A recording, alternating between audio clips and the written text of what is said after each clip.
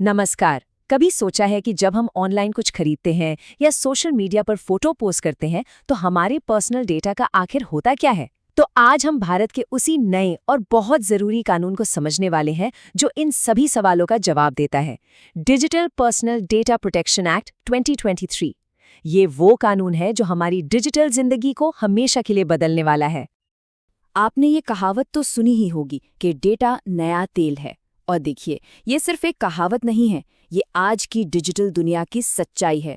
Google हो या Facebook, बड़ी बड़ी कंपनियां हमारे ही डेटा का इस्तेमाल करके अरबों डॉलर कमाती हैं। तो ये डेटा ही वो कीमती खजाना है जिसकी हिफाजत के लिए इस कानून की नींव रखी गई है। तो ये सब शुरू कहाँ से हुआ? असल में इस कानून की जड़ें हैं 2017 के सुप्रीम कोर्ट के एक ऐतिहासिक फैसले में। Justice KS. पुट्टास्वामी केस में अदालत ने बिल्कुल साफ कर दिया कि राइट टू प्राइवेसी यानी अपनी निजी जानकारी को निजी रखने का हक हमारा एक मौलिक अधिकार है। और बस इसी एक फैसले ने सरकार के लिए एक मजबूत डेटा सुरक्षा कानून बनाना जरूरी कर दिया।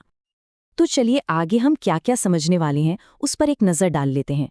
सबसे पहले कि इसकी ज़रूरत ही क्यों पड़ी, फिर इस कानून के बनने तक का सफ़र कैसा रहा, इसके मुख्य स्तंभ क्या हैं, इससे हमें और आपको क्या अधिकार मिलते हैं और कंपनियों की क्या जिम्मेदारियां हैं, नियम तोड़ने पर सज़ा क्या है और आखिर में इसके फायदे और चुनौतियां क्या क्या हैं। तो चलिए शुरू करते हैं सबसे पहले और सबसे ज़रूरी सवाल से। आखिर हमें इस कानून की ज़रूरत है ही क्यों? इसका जवाब हम सबके हाथों में है। हमारे स्मार्टफोन में, हमारे लैपटॉप में और हर उस ऑनलाइन सर्विस में जिसे हम रोज़ इस्तेमाल करते हैं। जरा अपने एक आम दिन के बारे में सोचिए। सुबह उठ के व्हाट्सएप पे मैसेज भेजना, ऑफिस जाने के लिए कैब बुक करना, अमेज़न से कुछ ऑर्डर करना और रात को नेटफ्लिक्स देखना। इन सब में हम अपनी निजी जानकारी शेयर कर रहे हैं। और सोचिए, अगर ये जानकारी गलत हाथों में पड़ जाए तो इसके नतीजे कितने गंभीर हो सकते हैं, जैसे कि पहचान की चोरी या फिर कोई फाइनेंशियल फ्रॉड। अब देखिए, एक ऐसा कानून बनाना जो लोगों के अधिकारों की भी रक्षा करे और बिजनेस की तरक्की को भी ना रोके, ये कोई आसान काम तो है नहीं। इसीलिए डीपीडीपीए को अपने आखिरी रूप में आने में कई साल लग गए, जिसमें कई दौर की बहस से और सुधार हुए। तो इस कानून का सफर 2017 में शुरू हुआ, जब एक्सपर्ट्स की एक कमेटी ने इसका पहला ड्राफ्ट बनाना शुरू किया। 2019 में पहला बिल संसद में पेश भी हुआ, लेकिन टेक्नोलॉजी इतनी तेजी से बदल रही थी कि उसे और बेहतर बनाने के लिए वापस ले लिया गया।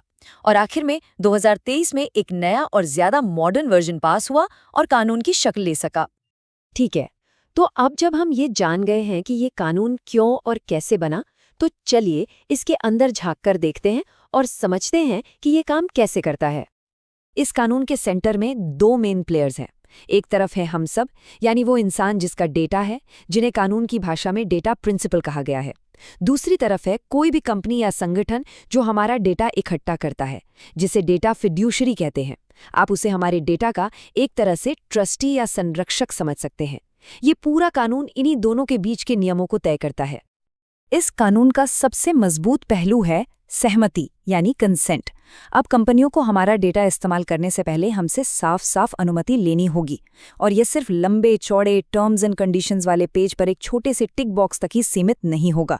उन्हें अब ठीक से बताना होगा कि वे हमारा डेटा क्यों इस्तेमाल कर रहे हैं, और हमें सहमति देने से पहले पूरी तरह से इन्फॉर्म्ड किया जाना चाहिए। ये कानून एक तरह से पावर को बैलेंस कर रहा है। ये शक्ति को कंपनियों के हाथों से निकालकर वापस हम आम लोगों के हाथों में दे रहा है, जिससे हमें अपनी पर्सनल जानकारी पर कहीं ज्यादा कंट्रोल मिलता है। तो अब नए अधिकार क्या मिले हैं? अब हम किसी भी कंपनी से ये पूछ सकते हैं कि उनके पास हमारे बारे में क्या जानकारी है। अगर कोई जानकारी गलत है तो उसे ठीक करवाया जा सकता है। अगर हम नहीं चाहते कि कोई कंपनी हमारा डेटा इस्तेमाल करे तो उसे हटाने के लिए भी कहा जा सकता है। और सबसे खास बात, अगर हमारा मन बदल जाए तो हम किसी भी समय अपनी दी हुई सहमति वापस ले सकते हैं। अब कंपनियों के लिए भी कोई बहाना नहीं चलेगा। उन्हें हमारे डेटा की सुरक्षा को लेकर गंभीर होना ही होगा। इसका मतलब है मजबूत सिक्योरिटी मेजर्स लागू करना, किसी भी डेटा लीक की तुरंत रिपोर्ट करना और ये पक्का करना कि कंपनी में कोई ऐसा व्यक्ति हो जो डेटा सुरक्षा के लिए सीधे तौर पर जिम्मेदार हो।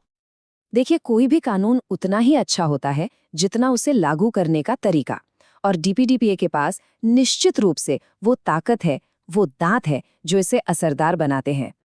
इस कानून को लागू करने के लिए data protection board of India नाम की एक नई संस्था बनाई गई है। आप इसे डेटा की दुनिया के लिए एक पुलिस फोर्स या रेफरी की तरह समझ सकते हैं। अगर कोई कंपनी नियम तोड़ती है तो ये बोर्ड जांच करेगा और जुर्माना लगाएगा। और ये जुर्माने कोई छोटी मोटी रकम नहीं है। हम बात कर रहे हैं 250 करोड़ रुपए तक के जुर्माने की। हाँ, ये एक ऐसा आंकड़ा है जो किसी भी बड़ी से बड़ी कंपनी को नियमों का पालन करने के बारे में 2 बार सोचने पर मजबूर कर देगा। ये एक साफ संदेश भेजता है, डेटा सुरक्षा को गंभीरता से लें, वरना बड़ी कीमत चुकाने के लिए तैयार रहें। जाहिर है, कोई भी कानून एकदम परफेक्ट नहीं होता और डीपीपीए भी इसका कोई अपवाद नहीं है। तो चलिए अब सिक्के के दोनों पहलुओं को देखते हैं। इस कानून की ताकतें क्या हैं और इसकी कमजोरियां क्या हैं, या इसकी आलोचना क्यों हो रही है। तो एक तरफ ये कानून हमें अपने डेटा पर ज्यादा कंट्रोल देकर और कंपनियों को ज्यादा जिम्मेदार बनाकर हमारी प्राइवेसी की रक्षा करता है। लेकिन दूसरी तरफ कुछ चिंताएं भी हैं। एक बड़ी चिंता ये है कि सरकार ने राष्ट्रीय सुरक्षा जैसे मामलों में खुद को इस कानून के कुछ हिस्सों से छूट दी है। एक और चिंता डेटा प्रोटेक्शन बोर्ड की स्वतंत्रता को लेकर है, क्योंकि इसके सदस्यों की नियुक्ति सरकार करेगी, जिससे हितों के टकराव का खतरा बन सकता है। तो क्या डीपीडीपीए भारत के लिए एक गेम चेंजर है? देखिए, ये निश्चित रूप से सही दिशा में एक बहुत बड़ा कदम है, लेकिन इसकी असली सफलता इस बात पर निर्भर करेगी कि इसे लागू कैसे किया जाता है। क्या ये वाकई में नागरिकों को ताकत देगा, या ये सिर्फ कागज पर एक और कानून बनकर रह जाएगा? इसका जवाब तो केवल समय ही बताएगा। लेकिन एक बात तो तय है, भारत में डेटा की दुनिया अब हमेशा के लिए बदल गई है।